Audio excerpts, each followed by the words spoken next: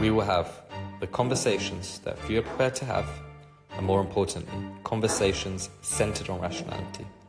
Subscribe now to listen to Rational Voices with Sunil.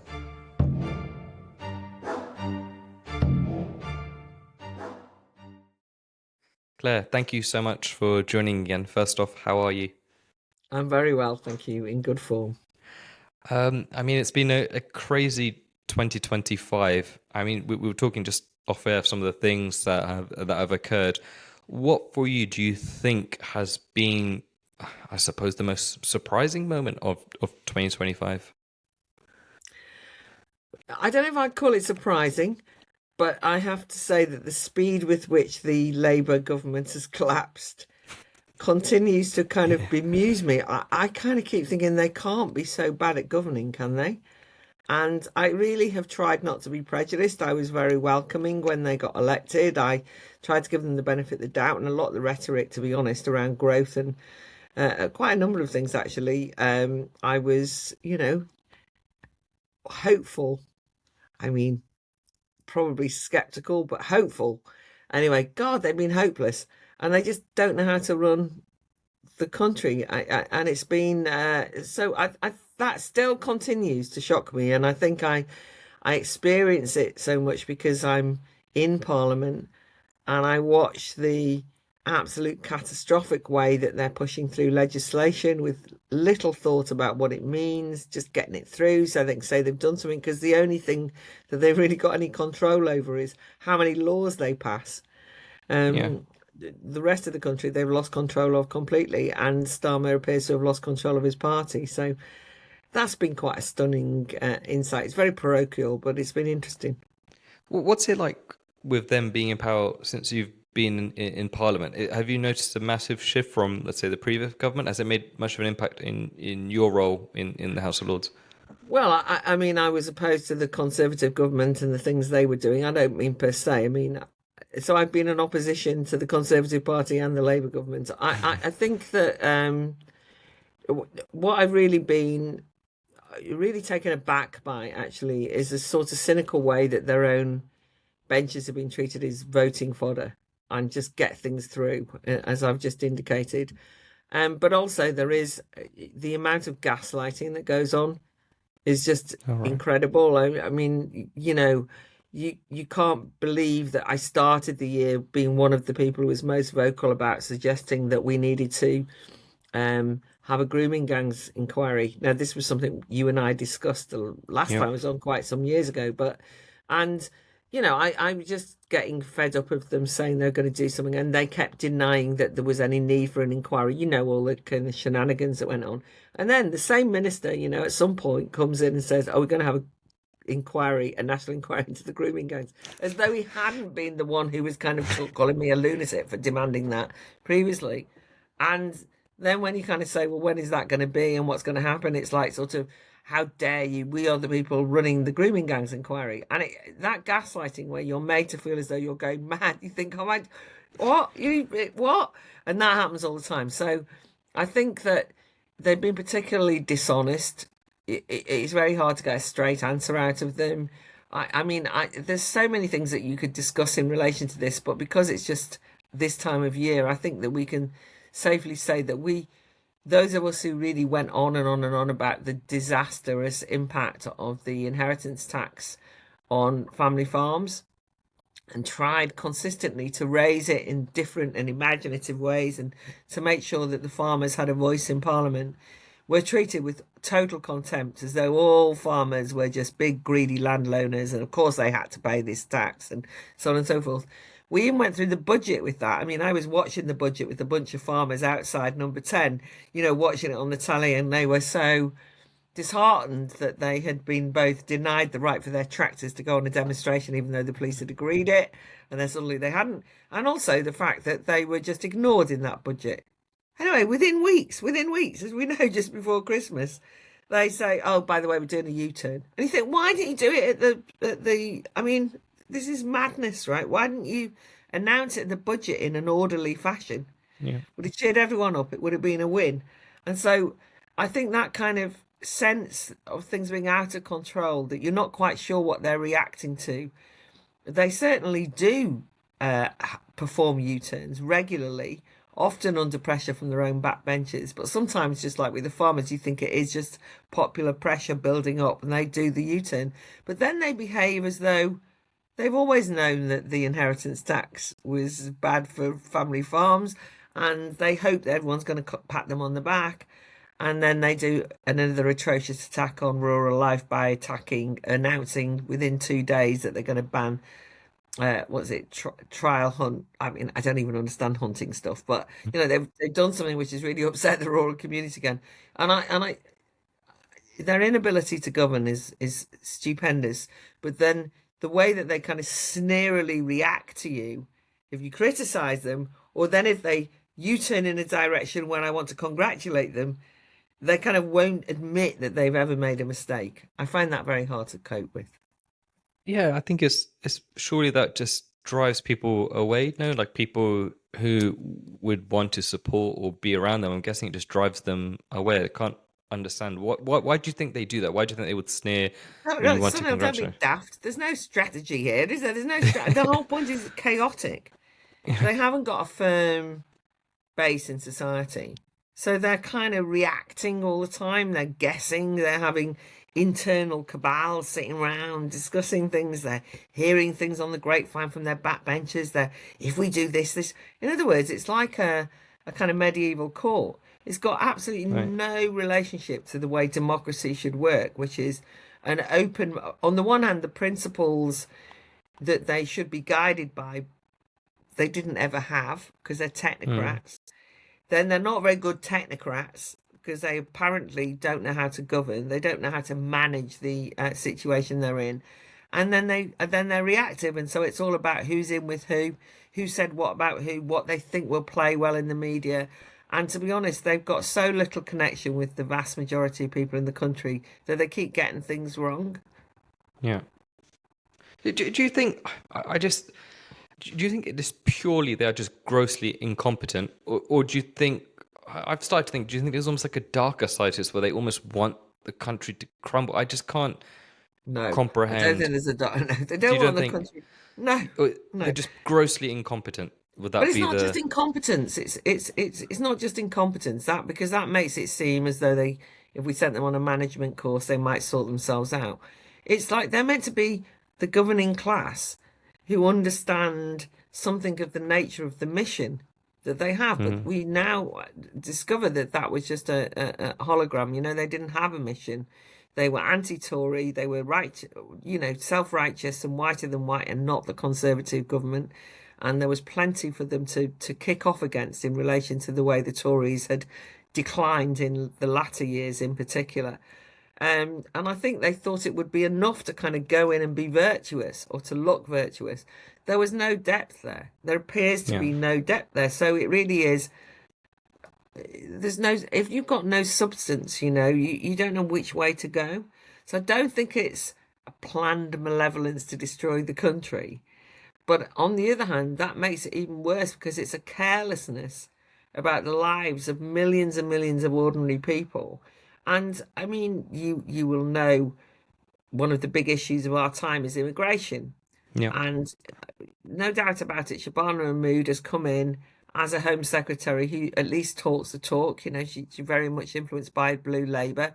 She does certainly have a much more intuitive and sophisticated understanding of what the country is demanding in relation to controlling borders and immigration and illegal and legal migration. And she's been certainly talking the talk, right? But until she came in, we were treated, anyone who raised these issues were treated as though they were, well, they were called far right, racist, xenophobes, anti-immigrant, rather than concern about the issue of migration. And so it's almost haphazard that she gets the job and it's all right, but only a week before, you know, uh, we were being, treated with this total contempt by Yvette Cooper, and so you can't keep up. I mean, where is there then a sense of what this government represents? And none of us know. None of us know. Do your colleagues feel the same way? Is it just a growing feeling amongst you and your colleagues? Well, I mean, I don't know whether people would call themselves my colleagues in the Lords. I'm a non-affiliated. I certainly know that the non-affiliated peers are frustrated and tearing their hair out for a variety of reasons. What I will note that's maybe worth noting is that a lot of Labour backbenchers look to me to be entirely frustrated. That's in the Lords. I mean, Right. they kind of won't catch your eye as they walk down the corridor, or they'll come up and go, "I know, I know, I know. It's a disaster, isn't it?" It's not a happy ship. It's not. It doesn't look like a confident. The when I've talked about the gaslighting, particularly by ministers and junior ministers in the House of Lords, which is not the most exciting place in the world, House of Lords, but when we see them, when they're kind of bullish and kind of like bullying almost, and sort of saying we're doing this, and we're, even though they were saying something completely opposite 2 weeks before, that's not a sign of confidence. That's a sign of kind of like a bullying way of dealing with the fact that they can't justify what it is, the fact that they're saying something completely contradictory to what they were saying 2 weeks ago. I often Yeah. am in dealing with the Home Office ministers, and because of the kind of issues I'm interested in, and they literally are contradicting themselves. I mean, I could bring out a chart. Well, you said this, you said this about this, you said this about this, whether it's about free speech, whether it's about grooming gangs, immigration, whatever, right? Prisons, all of that stuff. But what they do is they just go on the attack. But that's not a sign of strength, right? That's a No. sign of don't you have so they just kind of come over therefore as being an unpleasant crowd to deal with, and their own backbenchers can see that. And as I say, very often they're just treated as voting fodder, kind of yes people, and that's an unpleasant part of the political party system the way it is, but is particularly pronounced at the moment in the Lords, where they simply just want to win votes and they're kind of just whipping people to go and vote for them without there being proper scrutiny of the laws that they're bringing in. Definitely, like you said it earlier, it's almost worrying for democracy in the sense of that's the beauty of it being able to have these debates and to talk about it. But I want to go to a point earlier on this year and something that's still unfortunately relevant, which is the Supreme Court ruling. We were lucky on this podcast. We had Helen Joyce 2 days after the ruling had been announced, and she almost foresaw maybe some of these problems when I was bit more buoyant and happy, and she said that the challenge is far from over. There's going to be lots of issues, and going forward, it's not doesn't mean that this job is done effectively. And she's been proven to be right in a lot of that. What was it like initially for yourself with that Supreme Court ruling, getting that news? And secondly, what have you seen in Parliament since that's happened? Yeah, so I mean, I think it is really important to celebrate what happened, because too often you kind of just get so fed up um of the way things go wrong that we can sometimes forget to congratulate. And I just want to get the names out. I mean, I want to congratulate Susan Smith, Marion Calder, and Tina Budge, and also to note Magdalene Burns, who sadly was part of For Women Scotland but died in 2019, but was very much part of starting all this. And they were a small grassroots organisation that took on the law and asked the law to clarify. And when you say what it was like, I thought they were mad to have done that. I remember the night before the Supreme Court judgment was to be announced in, I think it was in April. And I thought, oh my God, say they lose. I mean, say they lose, and then legally people will say, oh, well, biological sex isn't important. What will happen then? Anyway, they didn't lose. They won. And so my first initial instinct was great relief. But also I have to congratulate those women and that grassroots campaign in Scotland for taking it on, because if I was nervous, I had I wasn't involved in it, but they knew that they had, in a way, taken the movement to a point where if they'd have lost, they might have felt as though they were responsible for some major setback. And that takes some guts, yeah. Yeah. And also they were self-funding, they weren't a big NGO, they were a little small group, but they made international headlines. And all that they did was they forced the Supreme Court to simply clarify what the law is. So you will have discussed this with Helen Jones, and I don't need to reiterate it, but it was quite straightforwardly that biological sex was the definition that would be used in, for example, single-sex spaces. It wasn't that complicated after all. That's what the that's what the Equality Act meant by single sex. They didn't mean some gender woo-woo, no, some complicated yes, but it was quite simply biological sex. That was very important because of all of the rows, not about toilets, which is what everybody reduces this to, but it was mattered for sport, for changing rooms, for anything that says this is a women's category, that the women bit meant women, biological women, not women. I've decided to adopt that name for this week, right? So that's why it mattered. And therefore we should celebrate that because it simply clarified what a lot of us had been arguing. And that made it harder to call anyone who said that to label them as a bigot or transphobic or what have you, because the Supreme Court had clarified, well, that was a perfectly legitimate position. The government of the day, the Labour government, said, well, that's what the law says and we accept it. And you think, oh, great, Overton window moved, all is clear. What could possibly go wrong? And what could possibly go wrong was that not everyone is as courageous as For Women Scotland.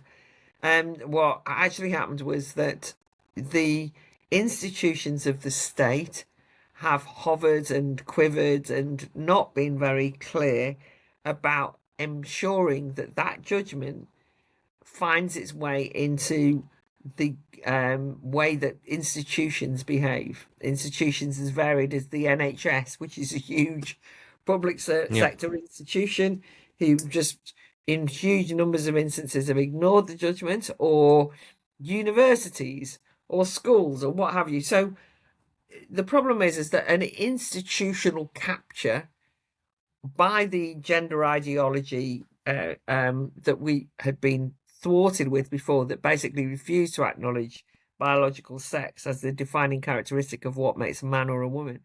They just kind of said, well, it's not clear. The law has been, we need guidance from the Equalities and Human Rights Commission. So the guidance comes out from the Equalities and Human Rights Commission, and the government sit on it because they don't want to release it. And they say, well, it's more complicated than the guidance implies. So, in fact, there's a massive tussle that's been going on all year and will carry on into the new year. And so it's just not satisfactory. I mean, in other words, it's 2 steps forward, 1 step back. But it is 2 steps forward and it's only 1 step back. But it's just that it does show you that lawfare, which is very important as part of one's political campaigning, is not sufficient. You have to do a lot more than that. You have to capture hearts and minds. You have to really unroot and unpick every single stitch of institutional capture. It's not been helped by the fact that the Labour Party's cowardice in the face of this, because I do actually think that they wanted to hide behind the law and say, oh, look, we've resolved this issue now. The law says it, the Supreme Court says it. But if you look at, for example, the trade unions have been disgraceful on this, who've just said they're not going to implement the law, or they don't accept the law. Trade unions, I mean, it's like, well, you can't, that's like saying, oh, well, we don't care whether shoplifting's illegal, we're going to carry on anyway. I mean, no, it's the law. The law's clarified. But they have refused to acknowledge this as a positive step, of now overcomplicated it with layer upon layer. What if this, what if that? It's more complicated, and they've made it so that we're kind of stuck in limbo land in a way, and it's very unpleasant, because it means that some people continue to have major battles on this, and it's not given a lot of, just to say that some things have changed. A lot of, for example, sports bodies have now gone along with the law, and that's been fantastic, right? A number of places have thought, great, we've got the law, we can now say, no, we run a gym and a fitness centre, and it's, when we say women, we mean biological women. No one else is allowed in that changing room. So people have used it, but where there's been people who didn't agree with that ideologically rather than factually or biologically or scientifically or from common sense point of view, they've hidden behind this fudge position of the government not releasing the Equalities and Human Rights Council's guidance, and so it kind of is not settled in some places. Well, what stops the government from just saying, this is the law. It's up to businesses, public sector, private sector to make allowances. This is a law. If you don't do it, you're breaking the law. We're going to Yeah, that's what they should do. That, impose but action. you keep behaving as though this is a normal thing, normal government, normal period. But no, the problem is that they've sort of in a way started off saying that.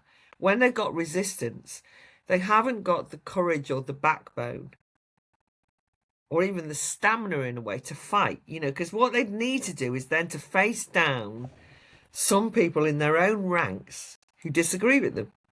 They need to say to the trade union leaders of Unison or what have you, well, no, you've got to stick with the law. You can't behave like this when they're like going, oh God, we want all the Unison voters to vote for us or what have you. I mean, that makes it too cynical, but that's more or less what it's like. If there's NHS trusts who are refusing to do this, they're kind of like, you've got to at some point have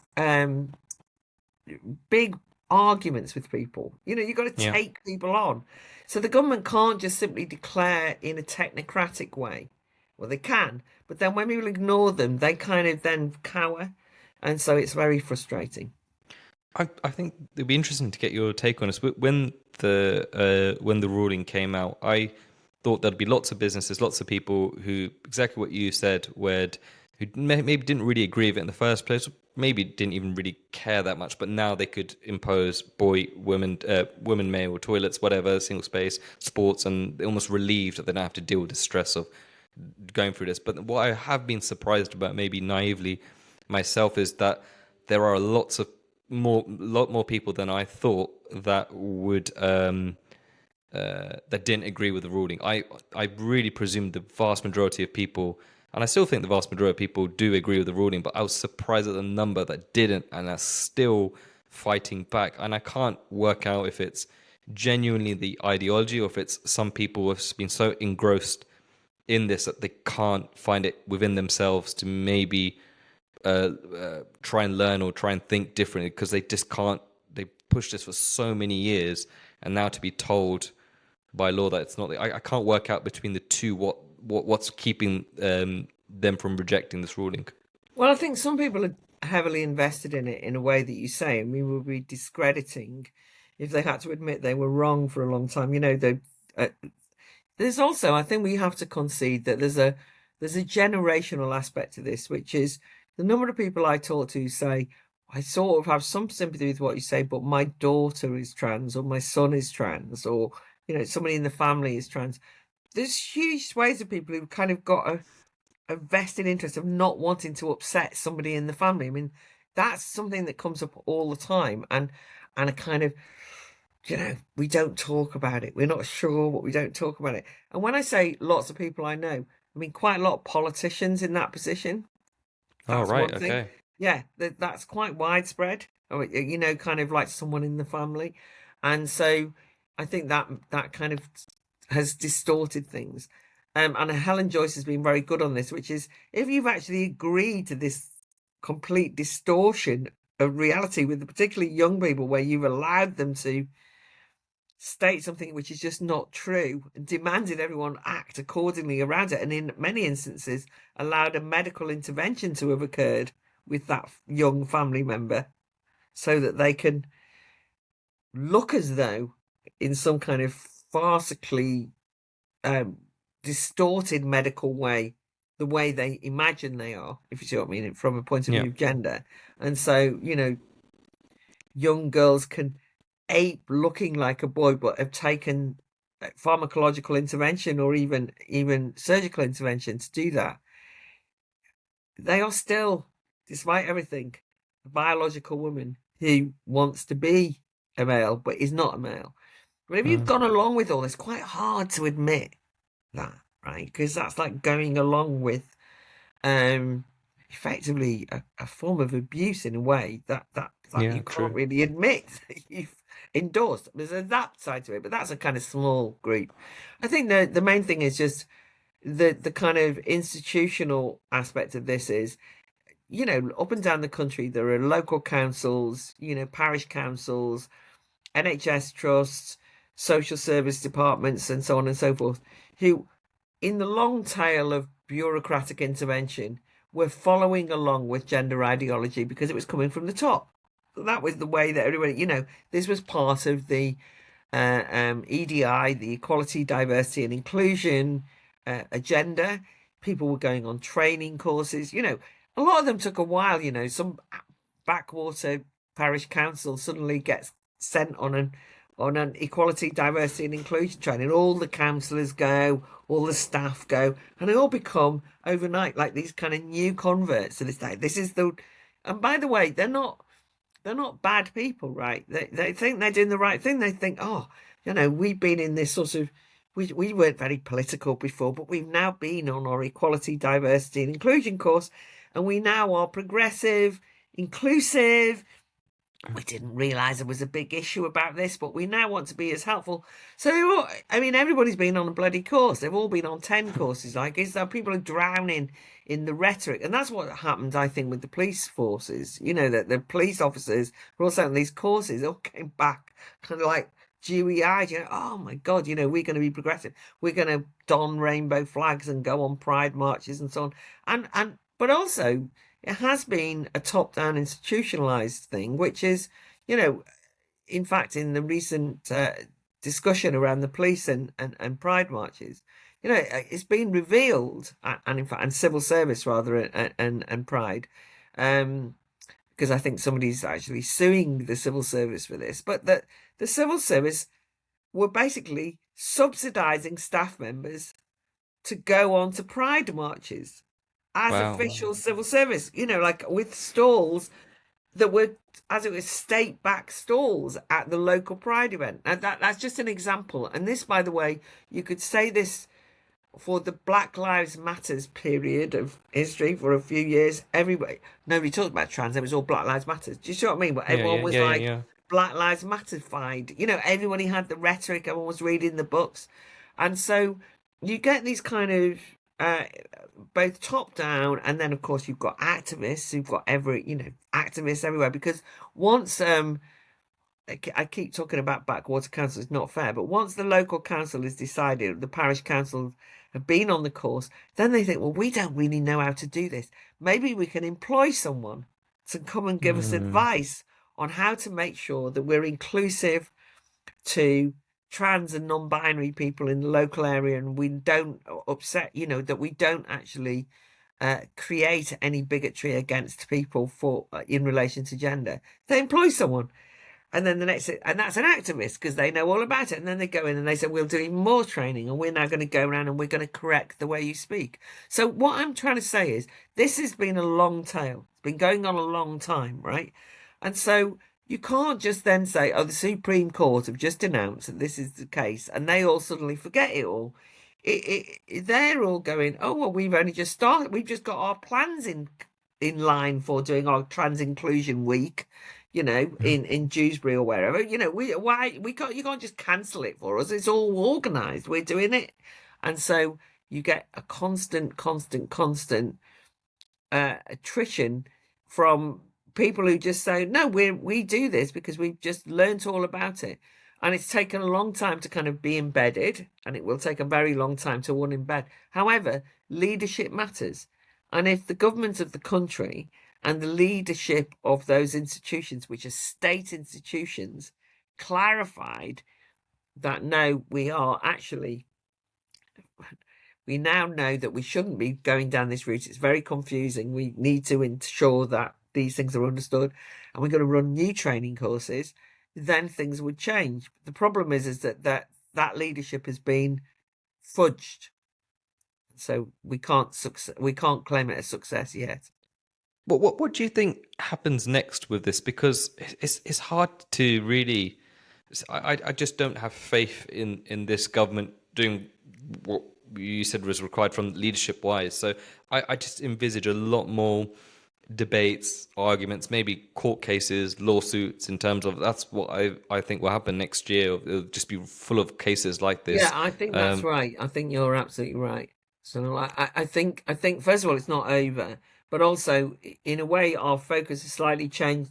At the end of the year, there was a big protest in relation to the puberty blockers trial, which is based on the Cass review. Again, the Cass review in many ways clarified what had happened at the Tavistock clinics and at gender, in terms of medical interventions, that too many young people were being given routinely gender blocking medication.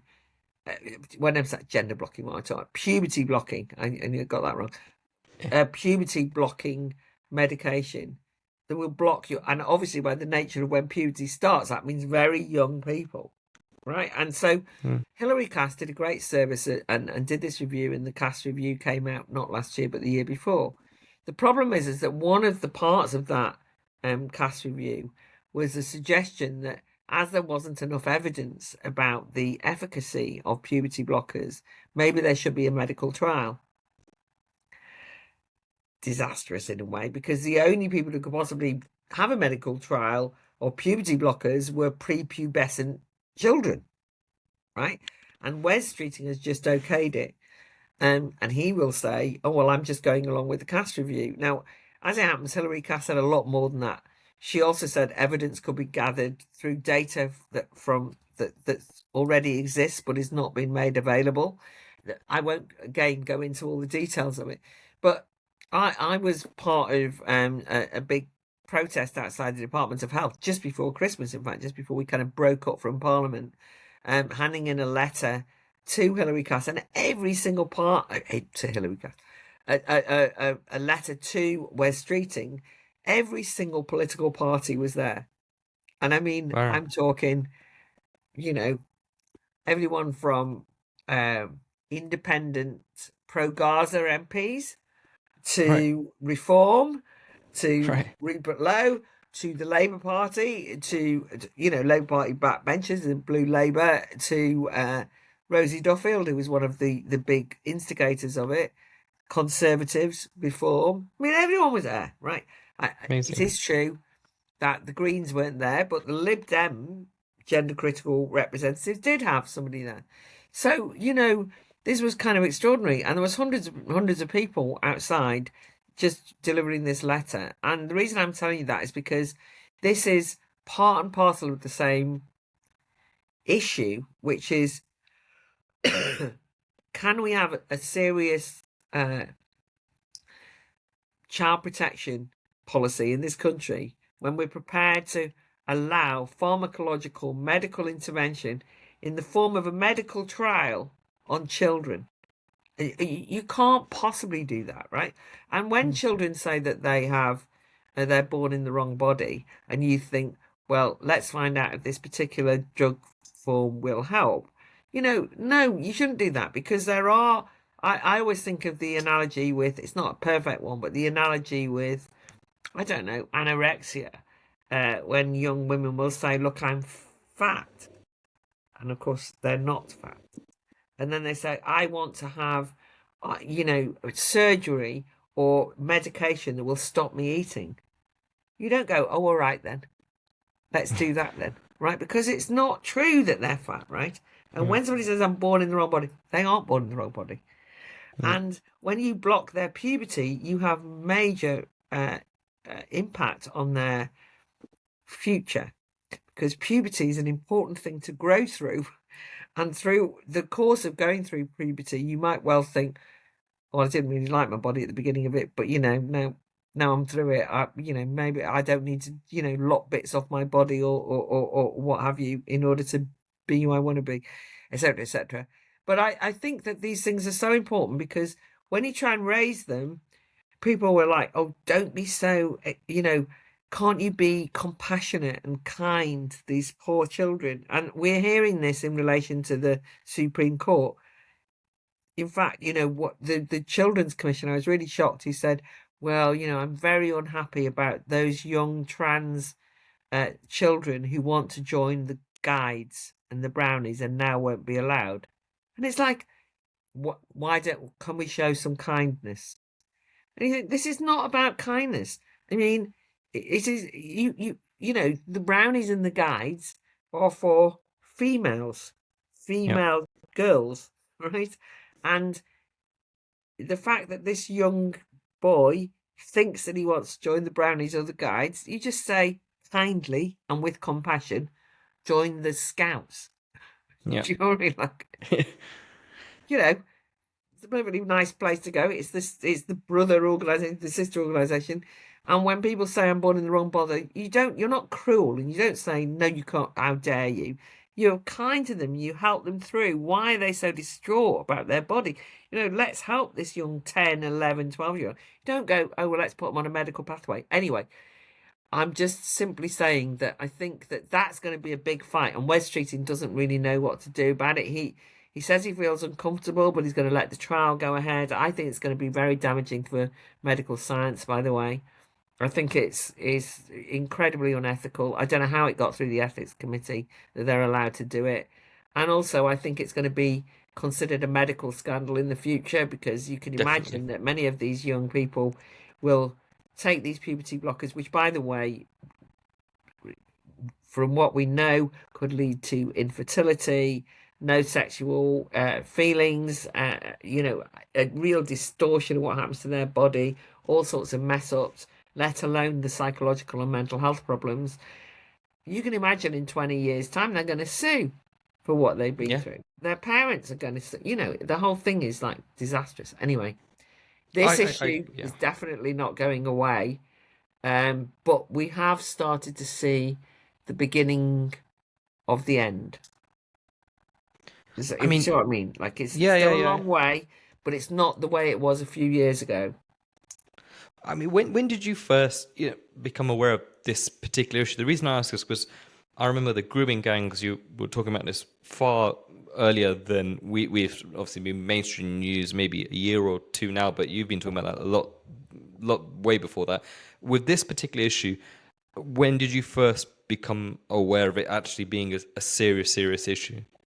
Well, I don't think I can't say I was ahead of the curve. The only thing that happened to me was that I wrote about education. I wrote for the Times Educational Supplement, just a blog that I used to write for them, and I was quite I was quite amazed that there was this sort of speaking tour by trans activists. I now know of them. I don't think I even knew that, which was there was this sort of big fuss made about these well-known trans figures speaking in schools, and the Right. message of these well-known speakers in schools.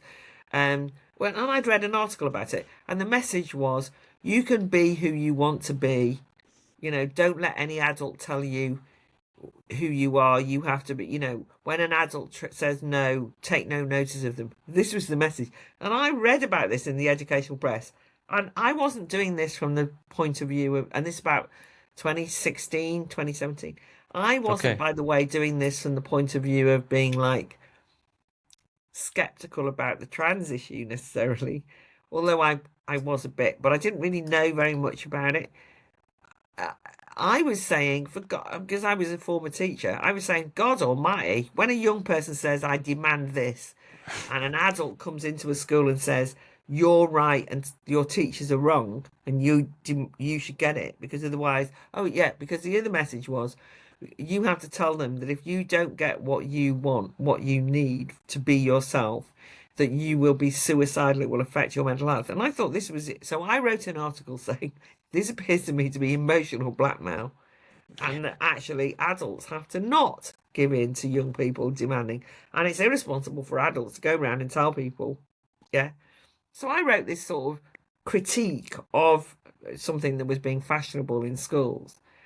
And What was the level of? Did you get abuse from? The reason I ask, because from what I've heard from guests on here, they would tell me that the level of abuse from trans activists is like nothing they've had before.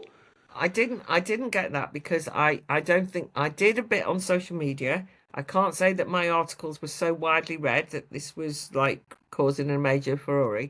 What happened was the nervousness of the editorial team was something to behold. Oh, So interesting. they were encouraging me to write for them on education. Well, on this issue, everybody got a bit icky, right? It didn't really, and I realized it was one of those issues that I'd remember I wasn't being anti-trans. Well, not that I am ever, but I was making a different point. But it was suddenly like, don't let's go down that route again. Can we avoid that issue? And then a slackening off of the times that I was recruited to write about it. I then wrote an article about 2017, 18, which is on a completely different subject for a completely different magazine, which was about single sex. It was actually about women's refuges, because I was absolutely abhorred to discover that there was a lot of pressure on women's refuges to accept trans women, men identifying as women. And I couldn't get over it because I'd worked in relation to women's refugees. I had some knowledge, and I mean, I was thinking, God Almighty, you're literally escaping male domestic violence, right? And rape crisis centres, and councils were changing their policies to demand that these women-only facilities were more inclusive, were to include. And so I wrote. I can't begin to tell you how mediated I was, how moderate I was. I wasn't remotely radical. I wrote that for a magazine working in local government, which had a regular column. They were absolutely inundated with complaints. And they then sort of said, look, can we just not do this again? And yeah, so I think that what you can see is I gradually realized that I wasn't one of the big gender critical feminists, and I wasn't brave, but I just realized that through work that I was doing in relation to local government or in terms of teaching, that these were issues that I was being told I couldn't. Of course, as soon as I'm told you can't say that, I started to think, come on, come on. And I had already referenced some of this stuff in my book on free speech. I mean, I knew it was an issue, but I hadn't. I can't take any credit for being ahead of the curve. But I did realize that this was one of those issues where I was going to be shut up. And as Right. soon as I realized that, I thought this is important to now not shut up. And so I did lots of reading, lots of thinking, and then I thought, right, I've got to take this issue up. I think what you said earlier in terms of two steps forward, one step back, I definitely agree. And I think I really do believe in 20 years' time, maybe sooner, maybe a bit later, I think people will look back on this period when it comes to women's rights and the gender agenda, just crazy, crazy. I really do think people in 20, 30 years will look at this period and think, how on earth did you allow this to happen? How on Right. earth was this okay? I really, I don't see um, how else people will look back on this. I agree. I totally agree with you. And look, I think that the job of anyone involved in politics, though, is to move things. And if it was going to be easy, then we all be out of a job, as it were. I mean, and also you do have to win hearts and minds, and we have got a generational issue, which is particularly, I mean, I don't know why, but particularly young women, but a lot of activists who consider themselves progressive are not won over yet. They're not, Mm, as it happens, all becoming trans rights allies and activists actively as much as they were a couple of years ago, but they definitely think that you're an old fogey dinosaur, right? If you don't go along with the trans issue or trans ideology. And I think that we can't just be complacent, and we can't just go, the law says. I mean, that's no, I don't want to be um losing that generation of young, you know people, without explaining why it's important, why women's rights are affected in this way, why it matters. And it's not just women's rights, it really is about not being forced and compelled to say what isn't true. And the reason, I mean, as I've already indicated, I'd stumbled into the issue for different reasons, but I then realized what an important free speech issue it was, because it became one of those debates where we were told there is no debate, and anyone who raised any objections was called out as a bigot. And it destroyed people's lives. It destroyed, Mm. the witch hunts that are well documented, the houndings there's a book called Hounding, and that goes through a wide range of people who suffered as a consequence. People's reputations destroyed, their careers ruined, people who were working in publishing and the arts, Rosie Kay, who ran a ballet school and a ballet and dance company, had her whole life destroyed by this, right? Mm. By her own company, because she'd said the wrong thing at a dinner party she organised. You could make it up. People were grassing on each other. And so I think that we have to be prepared to explain why this issue became so toxic, was used in such a way.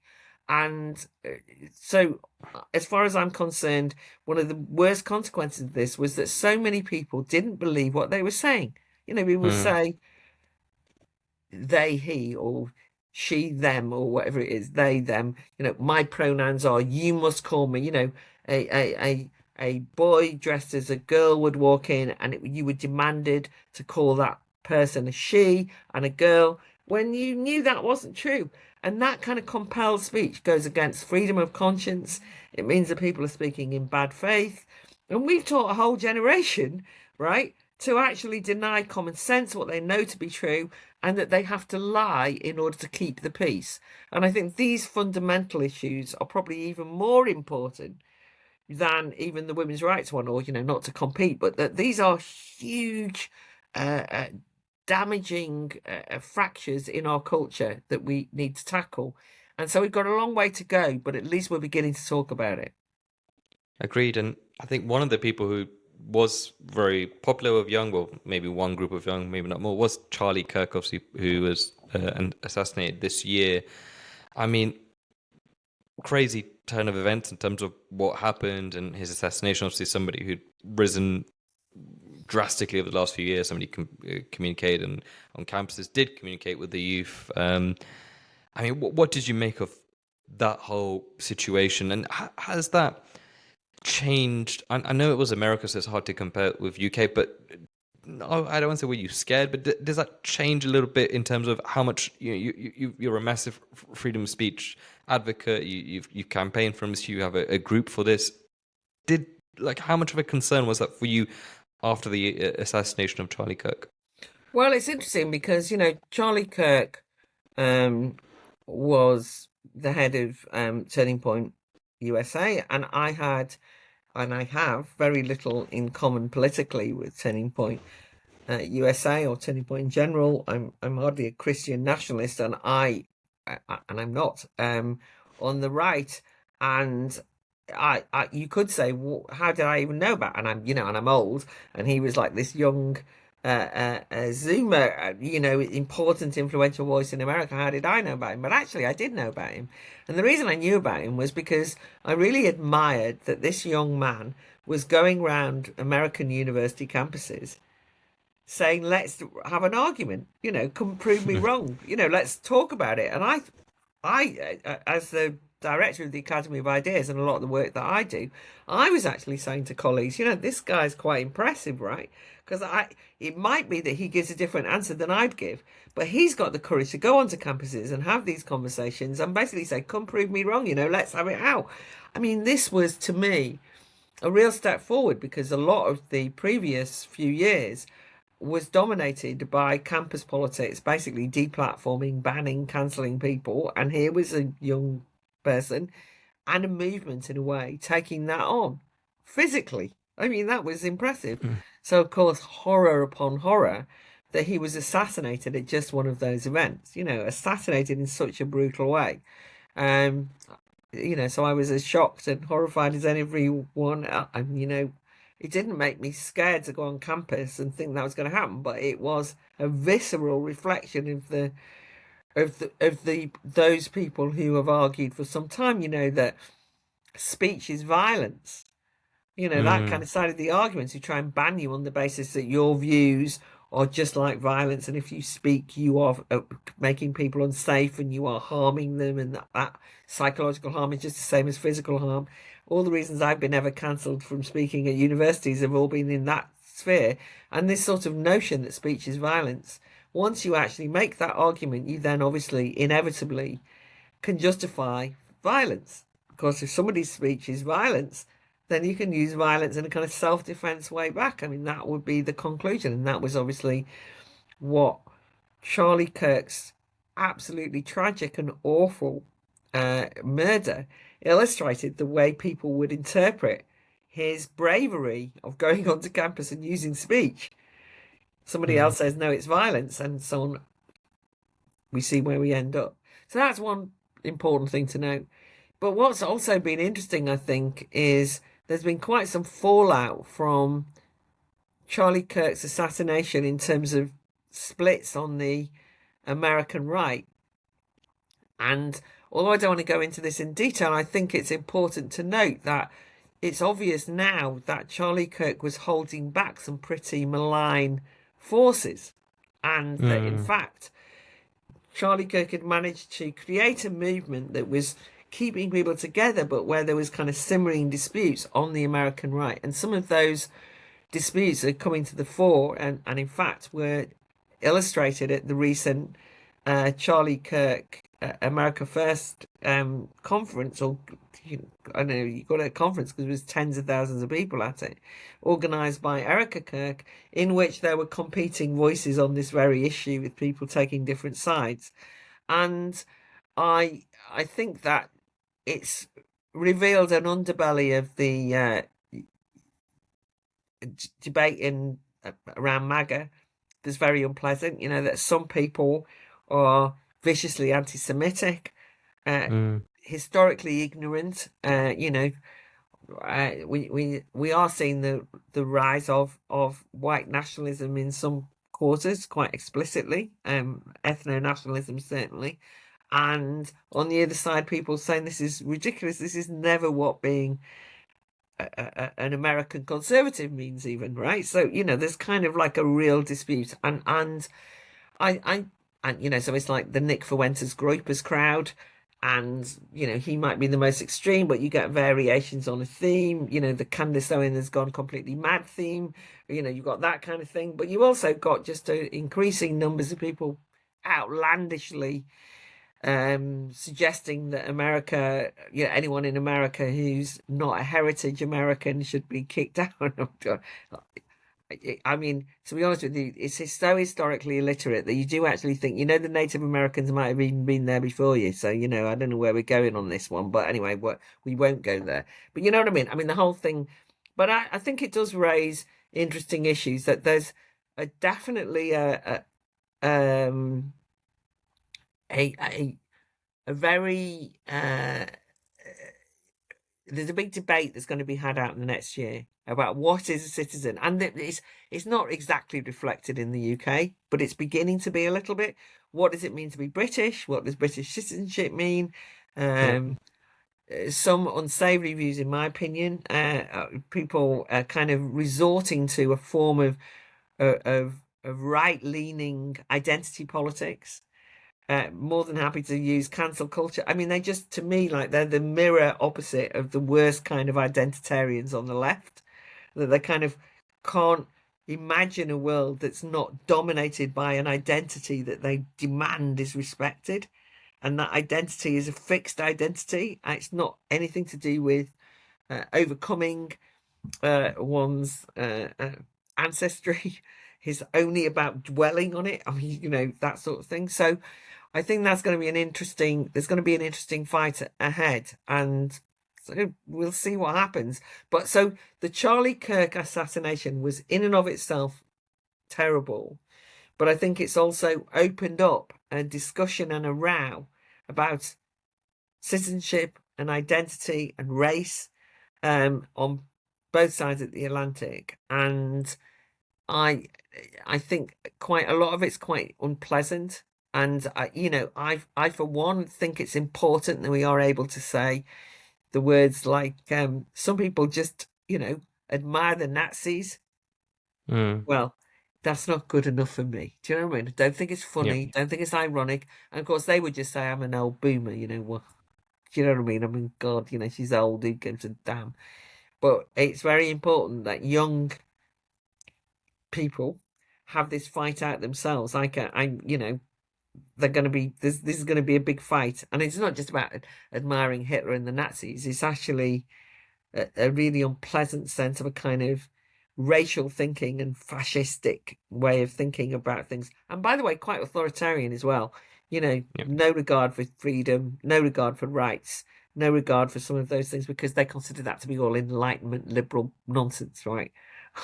You think, fine, yeah, I'll live without that then. But nonetheless, I want to just at least acknowledge that there's a big fight to be going on. Now, you could say, oh, this is the fight on the right. But why I find it so objectionable is that as somebody who's historically from the left, right, thinks it's boring story, but I'm just going to say anyway, as somebody who's historically from the left, who's had to fight the left identitarian nonsense that's created the whole equality, diversity, and inclusion stuff, that's created a situation in which being white is treated as an original sin. The whole decolonization movement, the nonsense that's come from the left-wing version of that. And, that's been my kind of last 10, 15, 20 years work, right? To then watch elements of the right amongst young people on the right doing exactly the same thing is not a happy story. And I therefore feel that we've got to make sure that we are even-handed on saying we're not going to be too clear on this, right? If I hated it all over there, I hate it all over there too. I couldn't agree more. I mean, I think the Charlie Kirk assassination obviously horrible and awful, but I've almost even the fallout afterwards has just been horrific in terms of for the first thing I saw was the amount of people who celebrated his death, which I would never have. I think that for me initially was my biggest concern because, okay, you don't have to agree with the guy or like the guy or whatever. It's not your cup of tea, but I just didn't think people would actually celebrate another person's death. It's horrible. Yeah, that really worried me in some ways. I was like, wow, that's not right. And then the second thing is what you said there in terms of this new right wing that's going on in terms of America, and maybe it'll feed its way here as well, which is again equally as worrying. It's not something that I don't think maybe somebody of my age has seen really in its full capacity. So it's hard to really understand or how big and how bad it can essentially get. Because I think there's a lot of people, maybe my generation, young, who've never seen this and maybe don't see it as a threat as maybe yourself would, who would have obviously seen a lot more of this. But I think I just want to say that it's new, and one of the things that we have to acknowledge is that you suddenly realize, there are new trends. We live in a new historic period. The world, we haven't kind of even discussed the broader, themes of the fact that we're obviously living through a historic change, right? I won't be alive, but in 20 years time, people will be looking back going, oh my God, or 20, 25, 30 years time, they'll be looking back going, that was the kind of, we don't know whether they'll be saying the pre-war period or the pre-revolution period, but it's not normal, right? And there's nothing, when I say it's not normal, I don't mean I want to go back to normal. I don't, right? I'm both exhilarated and excited by the possibility of change, but it's also scary, right? So, it's a big upheaval. It's happening internationally. It's the rise of populism all around Europe and in America, right? But also the rise of other factors as well, other forces, the rise of Islamism. What do you do about that? So there's all sorts of things. We just know it's not going to go back to, in this country, it's not going to be, it's back to Labour and Tory fighting over who's going to win the election, just even at the most banal level, we all know that's not going to be what happens, right? Things are changing in ways. We can all hear the drumbeat of war. We don't know whether war's going to happen, but, we have war in Europe. We have war in the Middle East. This isn't, China, Taiwan. There's a lot going on, right? And things are very, very unstable. So the reason I'm saying that is because some of this Charlie Kirk, this row about civic nationalism, citizenship, ethnic nationalism, ethno-nationalism and so on, these things are kind of new. And you can both learn from history, and you should be aware of history, and as I keep referring to the historic illiteracy of people not really understanding the significance of what happened in the Second World War, or what fascism is, or not understanding these concepts.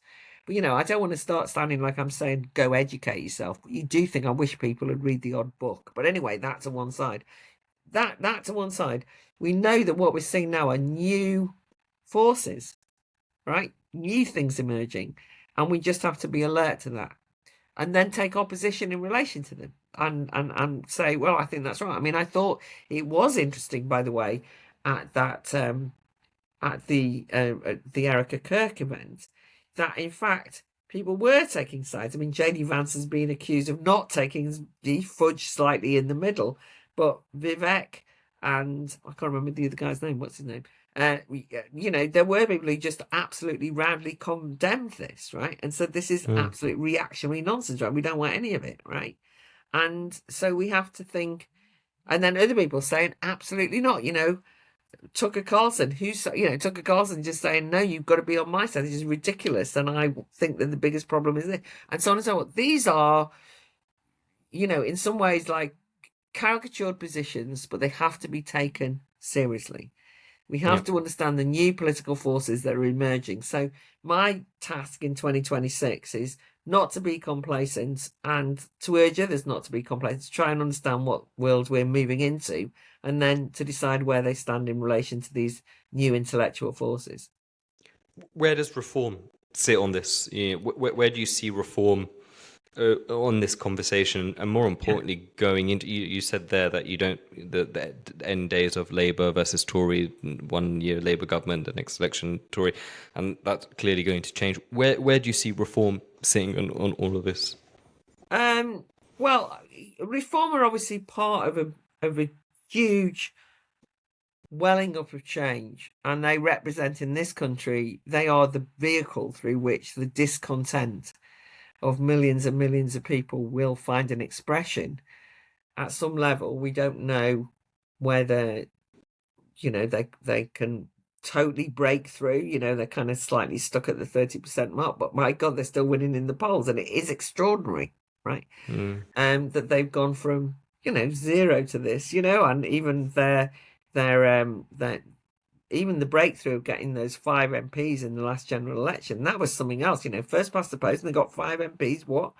But that was still only 14.3%. So you think about what it now means, and the council elections last May, let alone the ones forthcoming. So reform are an expression of something that I consider to be entirely positive, which is people just saying that the mainstream political parties are not good enough. And I think that's perfectly legitimate.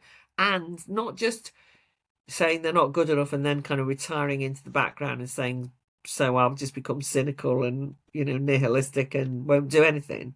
But saying we want something better. Let's get through this. And reform embody that.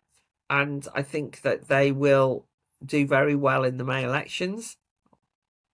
How well, I don't know, but they'll do very well in the May elections, and they could well end up gaining the majority of votes in a general election in a few years' time.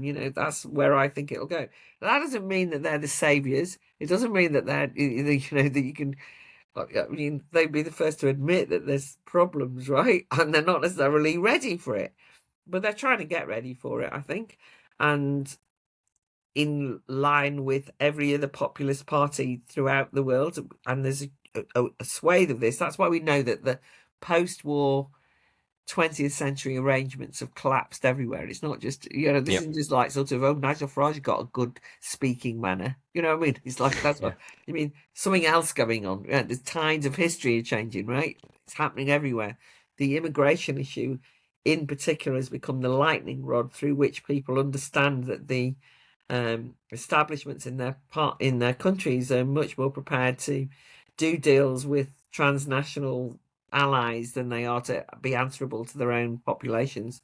The whole issue of immigration is one that's not just vexing but completely churning up the cultural way that people understand their countries, their lives, their cultures, and all the rest of it. And so reform have always been consistently on that question, uncompromising, In some ways, though, they're a perfectly respectable political party in comparison with what some options might be.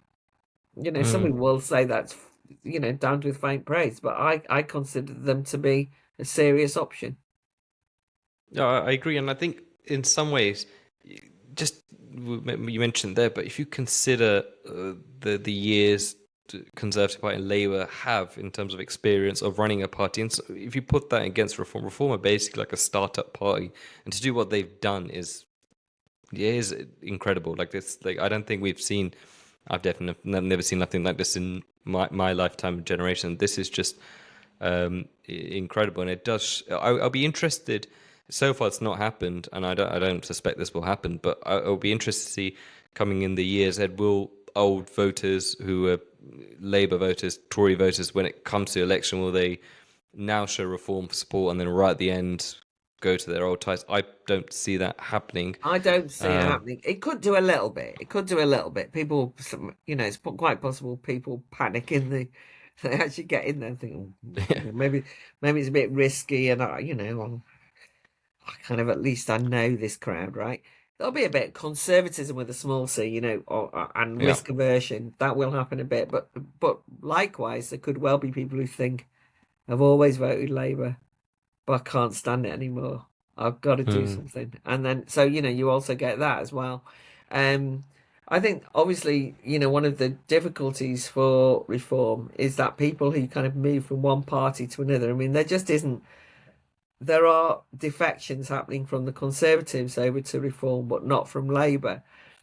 I think that the problem with that assessment, I mean, it's obviously it's true, is that nobody wants them to be a Conservative Party Mark II. Yeah. Least of all, by the way, least of all Nigel Farage or Tice or, you know, any of them, right? They don't want that. But the difficulty they've got is if you look at the intake of Labour MPs, I mean, apart from the blue Labour lot, it's not like not one of them would. I mean, they might defect to Zach Polanski's Green Party, but they're not going to go to Reform.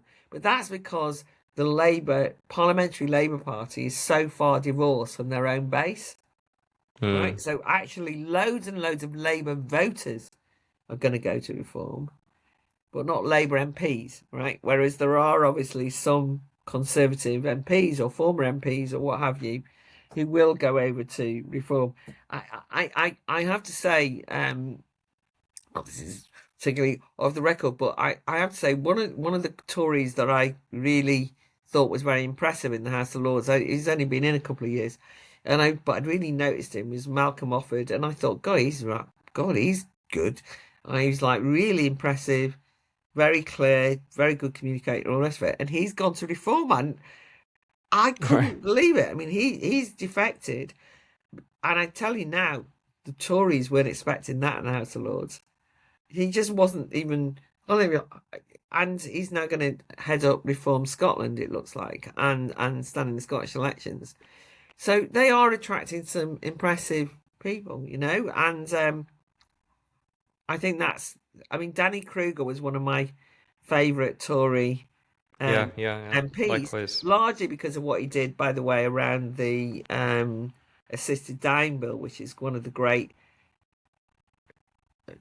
you know, terrifying prospects of 2026, by the way.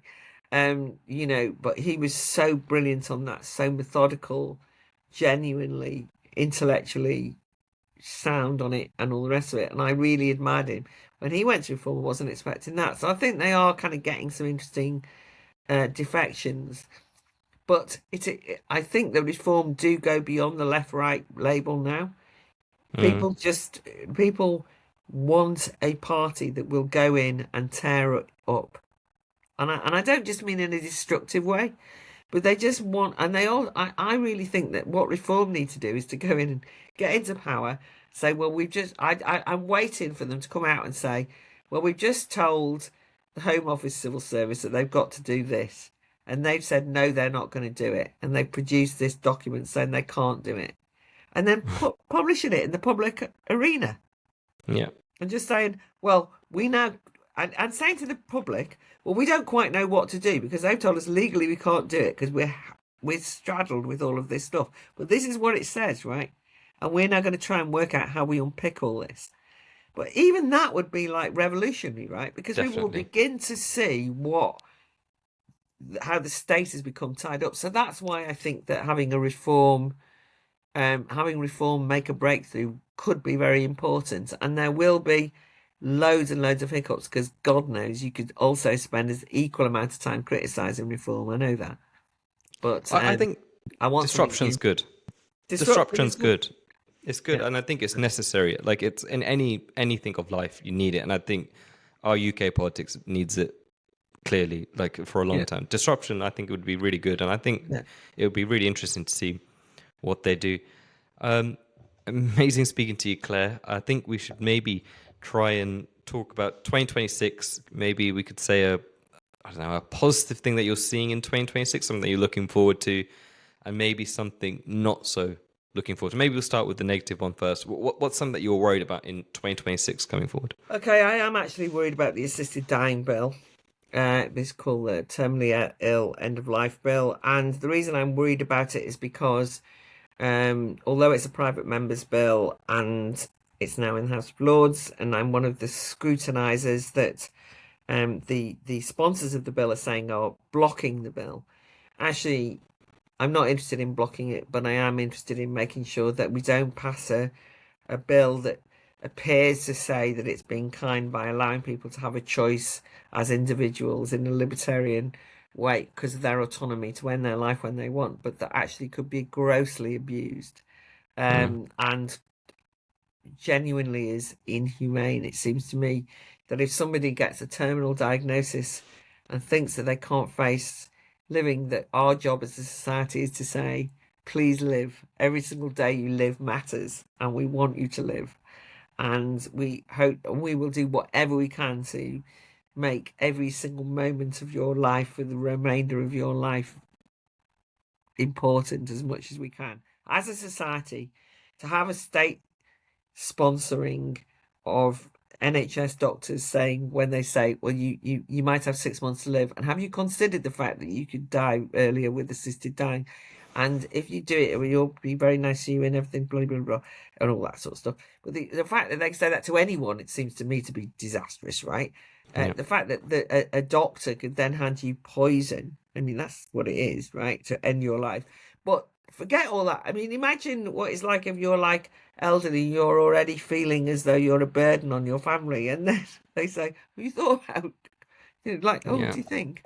I mean, but then that also can be true of people with Down syndrome, people yeah. who are actually not people that you would want to ever encourage because of their vulnerability into a situation where they had to contemplate taking their own, or asking for their lives to be taken. I mean, I hardly need to go. So I'm really scared about it because what I'm scared about it is that this attempts at scrutinizing this bill in the House of Lords and to make it safe, if we're going to have it, so it tied up, or basically being treated to a PR campaign in the press to say, oh, it's the unelected House of Lords trying to stop this bill, rather than admitting that this is a real crisis in terms of the state's changing relationship with its citizens, in terms of asking the National Health Service to breach its doctors to breach their code of first do no harm, right? Mm, And I therefore think it will fundamentally change society if that goes through. That's nice and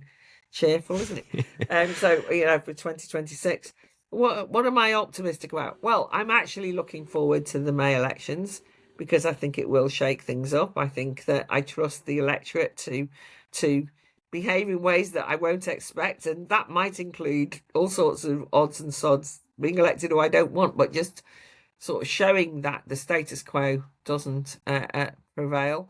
I am looking forward as well to more and more examples, which I feel very passionately about, more and more examples of particularly young people on university campuses, well, not just on university campuses, just saying enough is enough. We're not the kind of people who can be, you can't close down free speech to protect us and our feelings.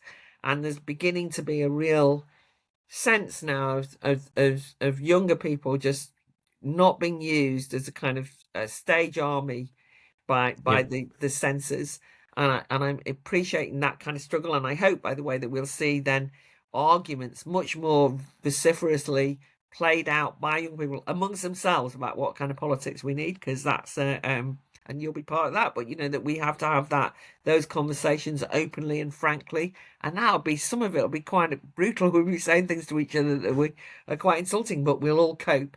And so I think you're beginning to see that, and there's been some quite important gains, by the way.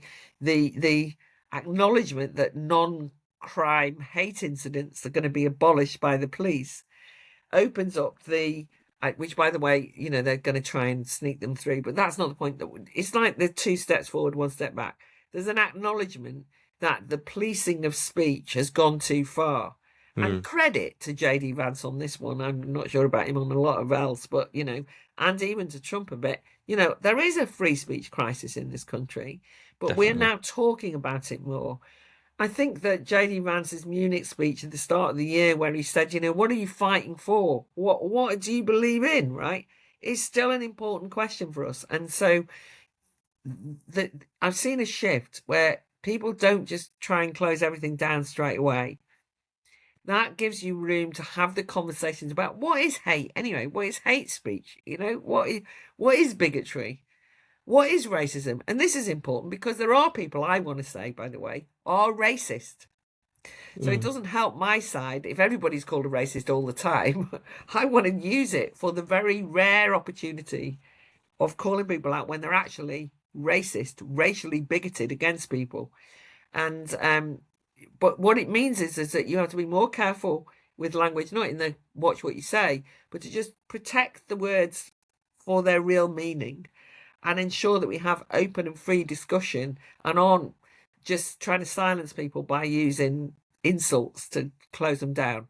So I know that sounds a bit odd to say that I'm hopeful about that, but I actually genuinely think that free speech is just beginning to crack open a little bit, and that for younger people, they suddenly are beginning to see that censorship's not a good thing. And so at the Academy of Ideas and the work that we do with Living Freedom, I'm hoping we're going to open that crack even wider. I think that groups like the Free Speech Union are increasingly important. We're going to have more and more podcasts like this that will shine a light on things. And I wish you well in a lot of the conversations that you've had in the last year. Been very important, and that's what we need. We need more of that, don't mm. we?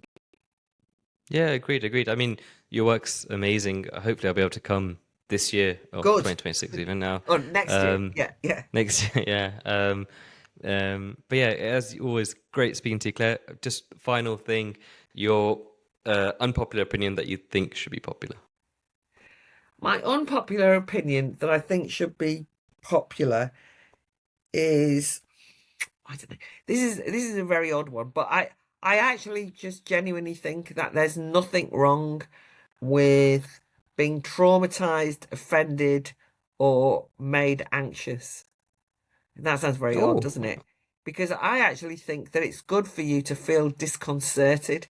I think that if somebody I think that if you get stressed out in the build up to exams or when you're about to give a speech, it's probably good for you and you shouldn't have to go for a definitely. therapist. If somebody offends you, well, I wrote a book called I Find That Offensive, and people will often say to me, "Oh, are you offended?" I get offended all the time. But what you have to learn is I do get offended. It upsets me, but I'll survive, right? And actually, Yeah. this helps build your resilience. That sometimes you can go through terribly awful things that make you traumatized and you can suffer and you go through bad things. And it's not that I'm advocating it, but that it can help you learn how to cope, what you can deal with, what you can't deal with. So what a way to end. No, It's not very optimistic, but I sometimes think going through awful things that make you feel very, very uncomfortable can be good for you.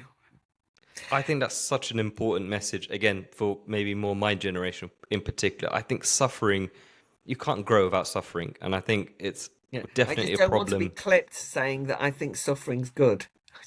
We'll make sure that's not one of the clips. Um, but yeah, thank you so much for your time, Claire. And yeah, this Right. has been amazing. Okay.